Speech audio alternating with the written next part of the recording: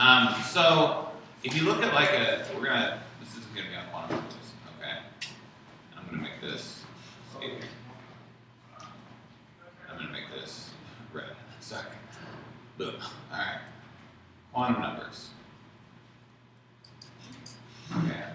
What quantum numbers are, okay, is it's just the address of the electron. It's where the electron lives. It's the address of the electron. So it's kind of just like the electron configuration. So let's look at the electron configuration of an element like carbon. Okay, so can you guys do the electron configuration for carbon?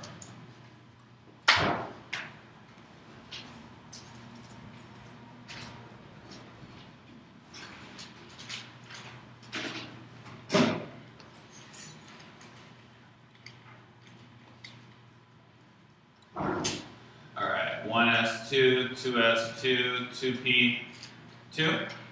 We got that? All right. Now let's draw this the longhand way like we learned last year.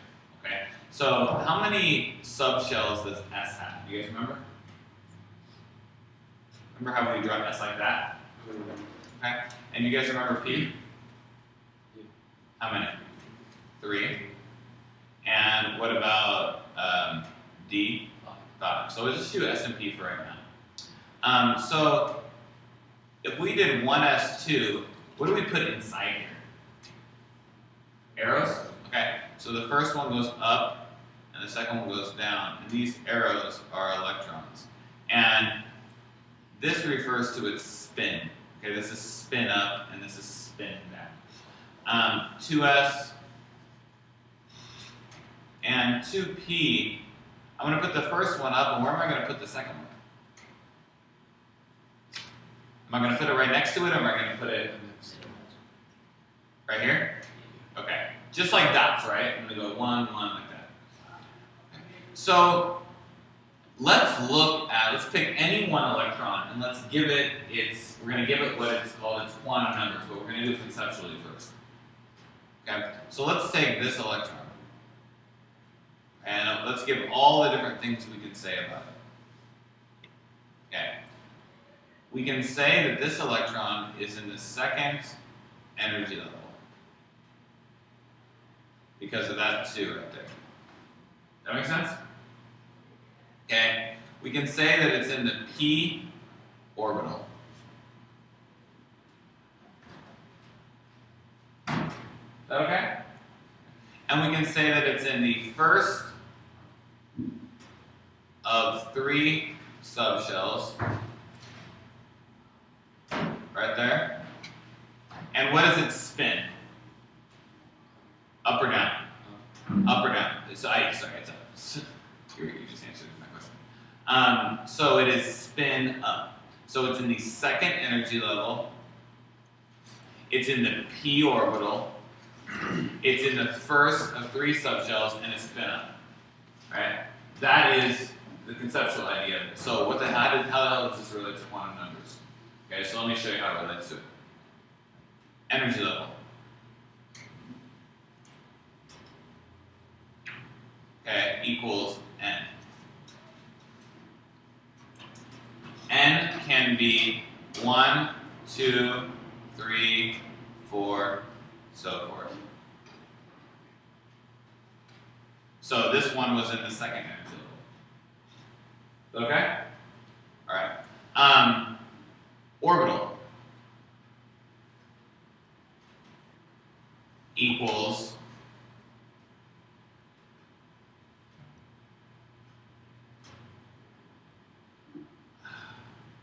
L. So I haven't done quantum numbers since college. Orbital equals L. L can be, what are all the orbitals? List them off. S, P, D, F.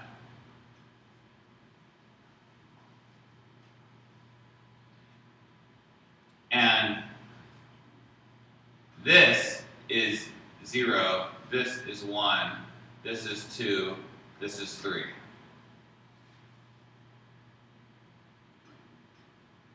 Okay? You guys cool with that? Have you learned this before? Yeah, When did you guys learn? last year, towards the end of In honors? Towards the end of the year? Okay. So you guys remember this? Sorta? well, I have Have you guys not seen this? Okay, so I'm just gonna teach you right now. I'm telling you this. Okay. So S, when it's 0, S is 1, when it's P. When it's 1, it's P. When it's 2, it's D. When it's 3, it's F. We're just giving numbers to everything, okay? But the rules are this. L, jeez, I forget how it goes. Alright, L, this is like, it's not on the AP test, so it's like I don't think about it. L can be, values of L can be values 0 to n minus 1. Those are the values that L can be. So let me ask you this question. If n is 3, at the third energy level, what are all the possible L's? 0 to 2. 0, 1, and 2. Okay? So if they gave you a question and they gave you n, they gave you n of 4, and they said, which one is not possible, and you had one that was an L of 4, wouldn't be possible, right? It has to be 1 minus n. Is that cool? Alright. Then you have the subshell. And the subshell is m sub L.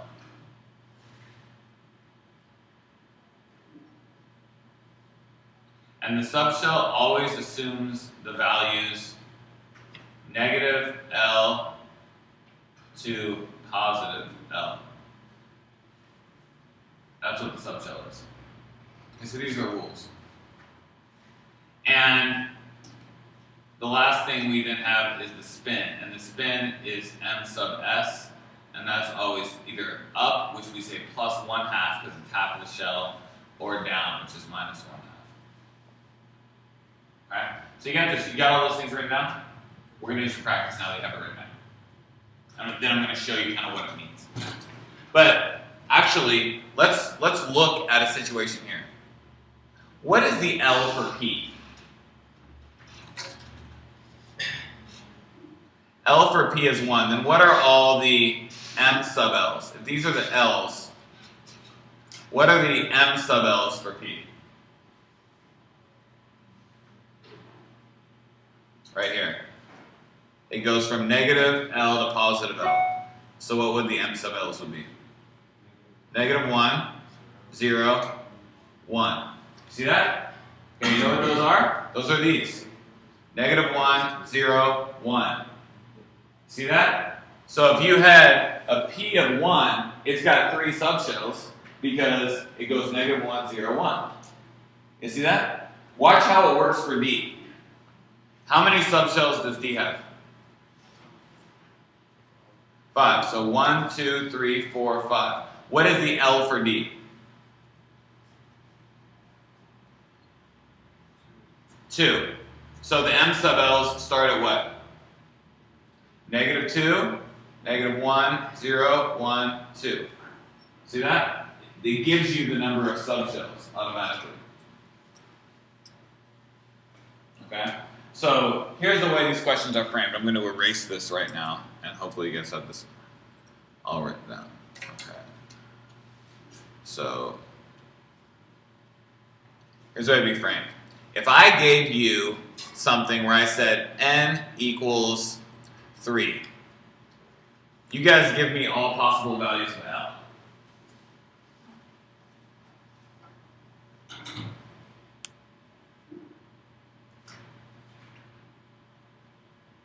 What are all possible values of L?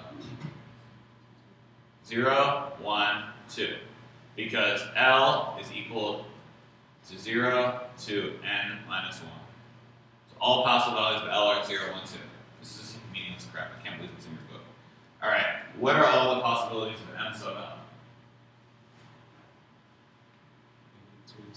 Negative 2, negative 1, 0, 1, 2.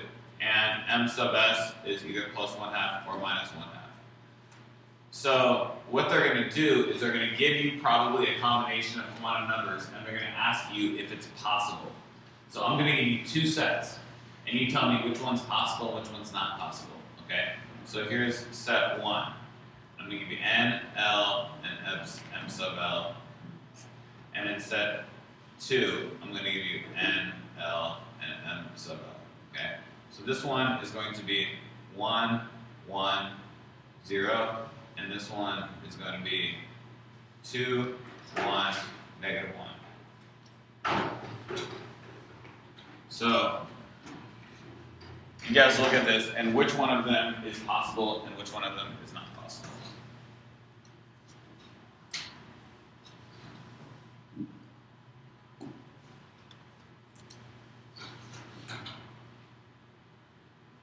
Anyone got an answer?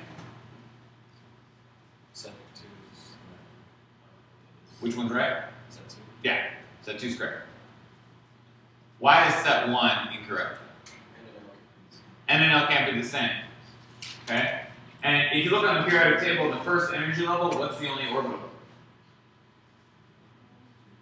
It's S, right? 1s2.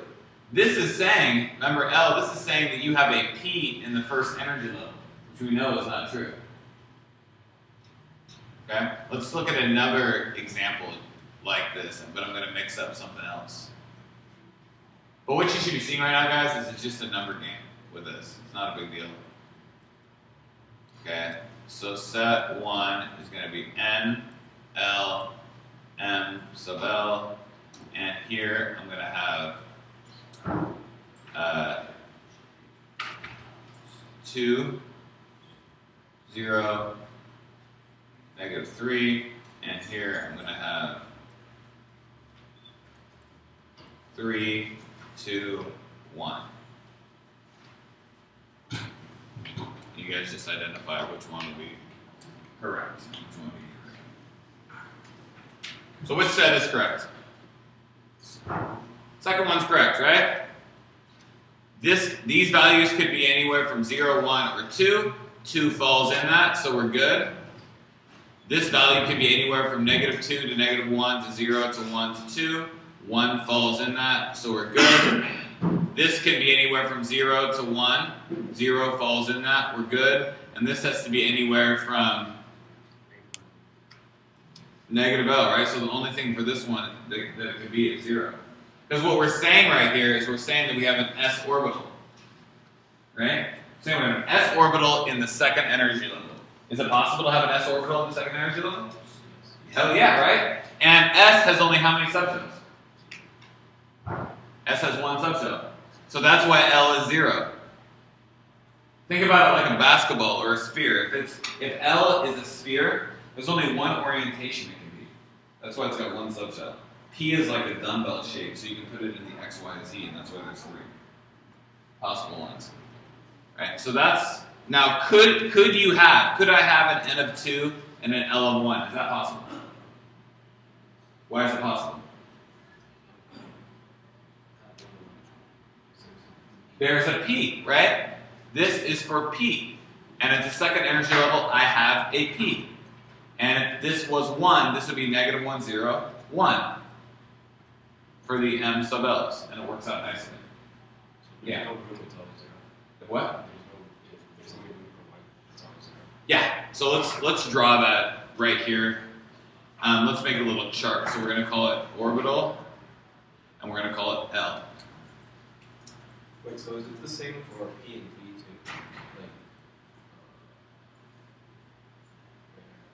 So this would be 0, 1, 2, 3. So D has an L of 2, right? So D's possible M sub L's are negative 2, negative 1, 0, 1, and 2, and that's why you have those 5 sub L's. Damn, I haven't thought about this stuff since I was like 21. You guys good with that? All right, so let's do one more practice with it. I'm going to give you kind of more of a multiple choice question with it. I'm just going to make it up off the top of my head. Okay, so A, B, C, D, and up here I'm going to go N, L, M sub L, and you guys can even just look at it if you want.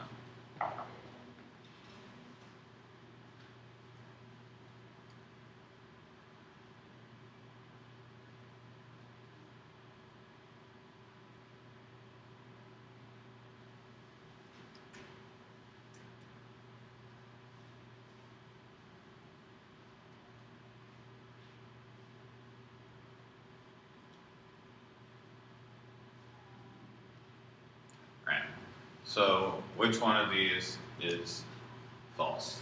That's the question.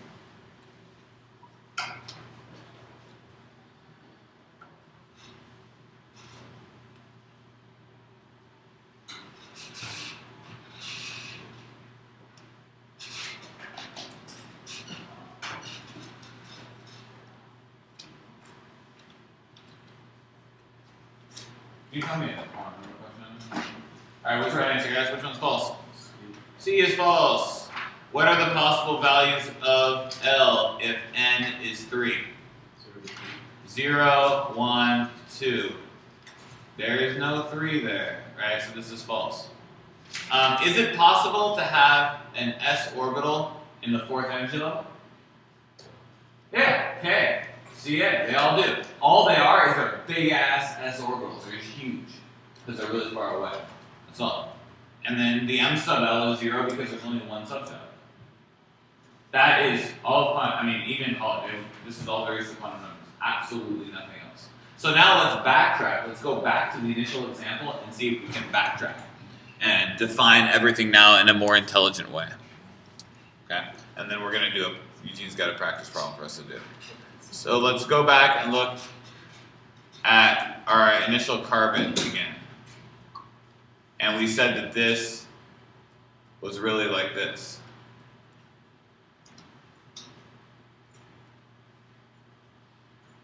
And we described this one, and we said it's in the second energy level.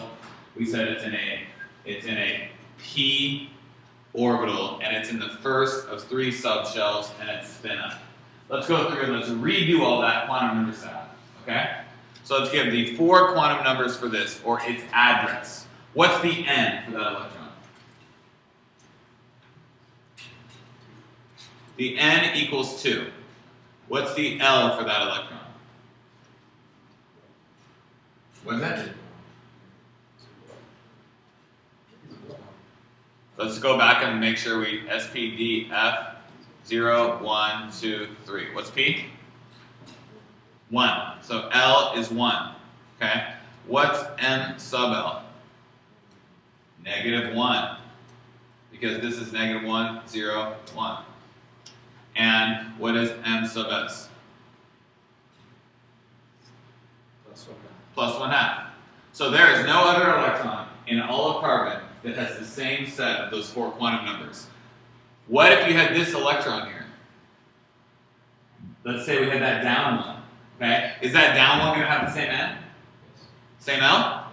Same M sub L? A different M sub S. So no 2 electrons have the same set of 4 quantum numbers.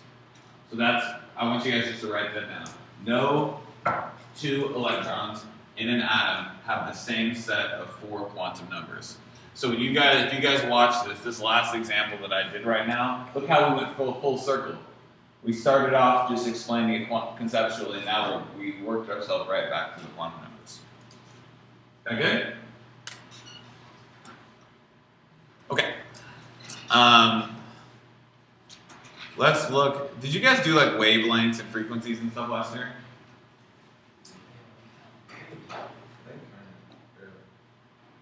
Okay, just in case, I'm gonna give it to you right now, okay? Just in case. So let's draw an atom. What's the center of an atom called? Alright, so this is the nucleus. Yay, nucleus. Alright. Now let's draw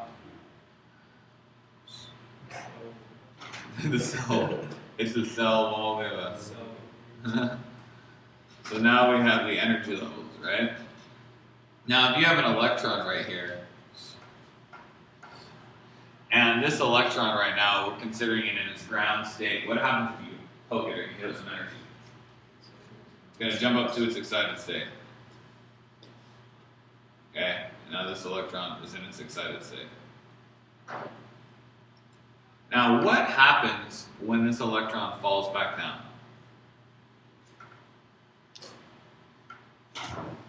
Something happens really unique. We see something. It emits light. When it falls back down, it emits light. Okay? So, and that is a light that it emits. Okay, so it emits light. So here's the deal. What determines the color of light that it emits?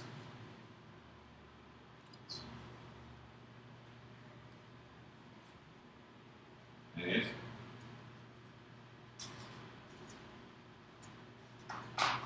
So, would you agree that electrons can fall from different energy levels? Oh, yeah. It depends on the wavelength. It depends on the wavelength of the light. So what changes the wavelength of the light? I'll just tell you just for time. It's the distance it falls. Okay? So if there was an electron like way out here and it fell down, think about like a rubber band, right? If I'm pulling that rubber band away, the farther I get it away, the more energy I get.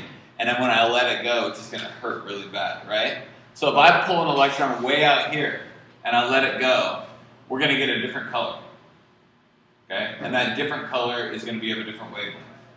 So nobody ever in the history of the world ever has seen an electron. Ever. And we never will. We don't even know if they exist. All we know is that there's something going on that emits light. But what does this light give us information about? The distance it jumps. So we don't study electrons, we study the light they emit. And that's the biggest thing. You're going to go to college, and the first month, the teacher's going to spend the whole time doing all this theoretical crap about light waves. And you're going to wonder, what the F does this have to do with chemistry? The only way we can study electrons, which are the only thing, actually, if you think about it, this is kind of crazy.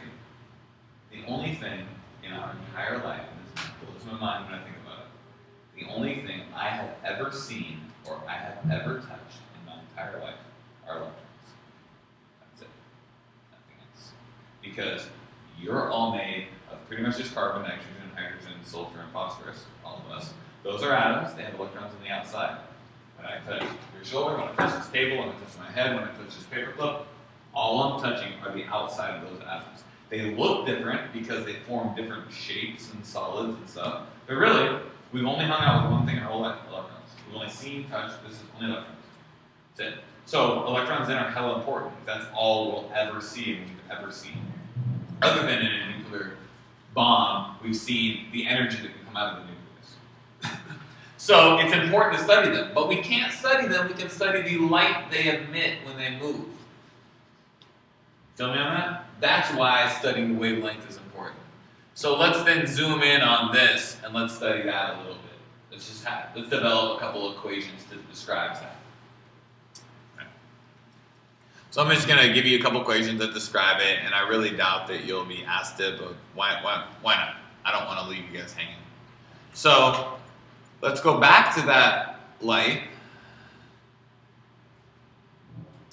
and let's talk about it.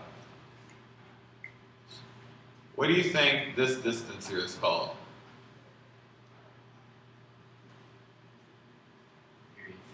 What's that? Okay, the period's close, not the period. What? Nothing. The amplitude is this height. It's a wavelength. And the wavelength is normally measured in meters, and the wavelength is simply just the distance of one wave. And the symbol used for wavelength is usually this, lambda. And what's happening, I'm going to do this, this is a video right now, so you'll be able to watch this again. This wave is moving, right? The time it takes for it to go from here to here, that's one wavelength. Or we could say from here to here. What is that time called? What? That's frequency. That's the frequency. Yeah, what tells the period? That's why the wave passes a certain. You're thinking of like a pendulum, I think it, Period's not involved. yeah, the period is the time it takes for a pendulum to go from one side to the other. You guys do that in physics, I think. I don't know, dude. Leave me alone. Alright. So, frequency. Frequency is F. Or F, sorry, that kind of. And that's the period of time it takes for one wave to travel. So, here is the crazy thing about these things. Okay? great. This is probably my favorite thing to do ever. Right? 10 hertz. Okay, what's the unit on it? Yeah, the unit on it can be two things. You could say hertz, or you can just say per second, or seconds to the negative 1. That means how many cycles of the wave happen per second. So look what's going to happen here. If you multiply frequency by wavelength, so if we take wavelength and we multiply it by frequency, we get a unit of meter per second, which is speed. So the equation is the speed of light, c, speed of light equals the wavelength times the frequency of the light. It makes sense. If you take how long the wave is, and you take how fast it's, how many cycles of that wavelength there are, you get its speed. Now, here is the funky thing about this, though. And you guys might have already know this, but this, what do we know about c, the speed of light? What is it? It's a constant. It never changes. And that constant is 3.0 times 10 to the 8 meters per second. So light travels at a speed of 300 million meters per second. I mean, crazy thing, though, okay? So, if this is a constant, these variables are always doing what? They're changing, they're balancing each other out. So as wavelength goes up, what has to happen to frequency? It has to go down to keep the speed of light the same.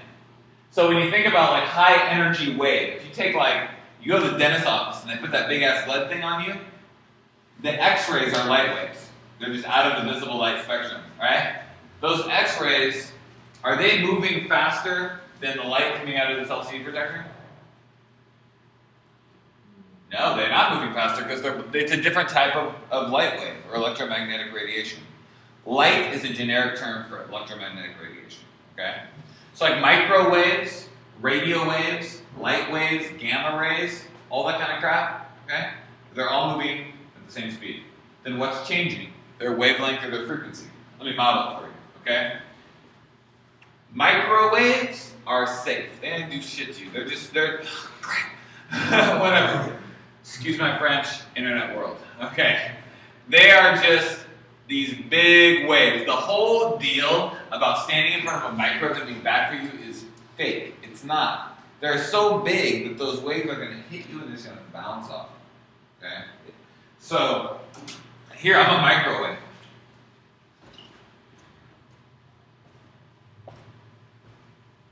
You guys with me on that? Pretty safe. Okay, now I'm going to be a visible light wave. Like some blue light. Also safe. Okay? Same speed, what changed? Wavelength, the distance. And so then what increased then? The frequency, right? The frequency got higher because the wavelength got smaller. Okay? Now I'm going to be a really dangerous gamma ray, one that would destroy, or an X-ray. I mean, X-ray at a dentist's office.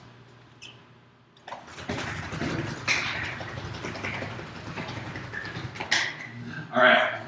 Speed about the same? Yeah, speed about the same. What got really small? Wavelength. So what got really high? Frequency. So why is that dangerous? That little wave can sneak into your cells, in between your cells, go into your nucleus, hit your chromosomes, mutate the DNA, and cause cancer. That's how UV light causes cancer. It comes in, goes, it's in there, bangs on your DNA, mutation, crossover, all that kind of crap happens. Produces a protein that causes the cell cycle to keep going, doesn't go into G0. It just keeps going, and that's how the tumor happens. So, that's the whole deal. That's why you wear that lead, because it can't get through the lead. So, like, I get CT scans once a year for my heart condition, so they check my valve, make sure the surgery works. CT scan, I'm getting nailed with radiation, like, for like an hour. I can only get one a year. And I now have a huge higher risk of like all different kinds of cancers because of it. But the risk of them not seeing that in me is greater than the risk of, so it's like weird, I'm taking like a big risk. So I'm just getting nailed with it. So crazy. So that's an equation you might see. They might give you frequency and they might give you wavelength and that's giving you some work. Okay. What is frequency again? Frequency is this. Okay? I'm going to get over there in the same period of time, right? Big wavelength.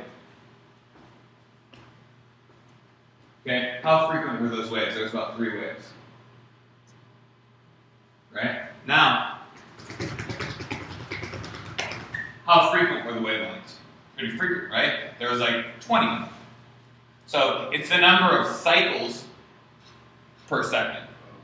Okay? It's how many wavelengths happen per second. But because cycle is a conceptual term, they just put per second, and they know that you mean cycles per second. Cycles of wavelength. But it's really crazy if you think about it. Like, a lot of times people think that high energy waves or ultraviolet rays are moving fast. They're moving at the same speed. They're just moving like this, so they can sneak in. So next time somebody tells you, like, well, actually, if you think about the visible light spectrum too, what are the colors of the rainbow? Red, orange, yellow. And these are ordered in order of energy. So here, this is low, and here, this is high. So that means here it's low energy, so it's got a big wavelength, and here it's high, so they have small wavelengths. So like UV light or ultraviolet radiation, higher energy than like infrared. Like infrared reflects at the lowest end of the spectrum. You'll hear people say that a lot. Whereas violet is at the higher end, yellow is kind of right there in the middle. So when you look at the rainbow breaks out into those colors because it's breaking out based on frequency. That's why it happens. It didn't just randomly choose to be those colors. So backtrack. What information is this going to give us about the atom? So you see these colors? Watch this. And this is where I kind of want to end at this piece, and we can meet tomorrow as well. Here's the nucleus. Energy level 1, energy level 2, energy level 3. All right? Bring it back home. N equals 1, N equals 2, N equals 3. Okay, electron jumps from here to here and falls back down. Okay? Let's say it's at the lowest N. It might release red. Okay? Now let's say that same electron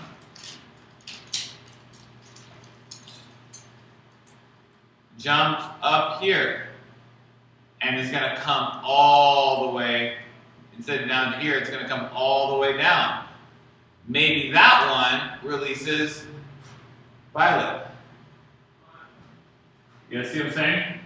Okay? So if the colors are Roy, G, Biv, the color tells us how far it jumped. Boom. So if I see violet, when you look in those crazy Sister Anton glasses, right? When I see violet, I know that must have been a big jump. It must have fallen from like 3 down to 1. Because there's more energy. I'm pulling that rubber band farther away. It didn't move faster, it just moved at a lower frequency, a higher frequency.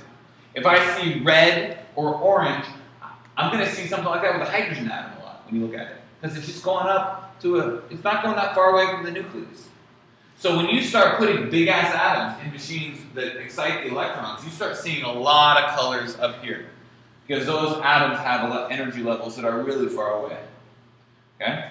Now, did this one and this one move at the same speed? Yes. Yes. This one has a higher frequency, so it's got more energy. Okay? Think about the energy as the vibration of it, its ability to sneak in places. This is safe, this is dangerous. So conceptually, that's kind of where that equation comes from. And it's why we study this in chemistry, because we can't see this, we can see this. So we extrapolate back. Okay? So out of this, guys, you got that one equation, but hopefully you saw the way that the quantum numbers were developed. Okay? And that should help you now when you look at some of this other stuff a little bit later on. Okay? And I'll save this, and then I'm going to meet tomorrow with everybody if you guys want. And then I can also meet on Friday with people if you guys want right before. Okay? I think the way things are going, I think I'll probably be here this week, which is really good. I was hoping I'd be able to be here to get it. Okay. So I'll send this off, and I think that's it. That's good enough for today. Do you guys have any questions on that? Did the quantum and everything make sense? Yeah. You sure? Okay.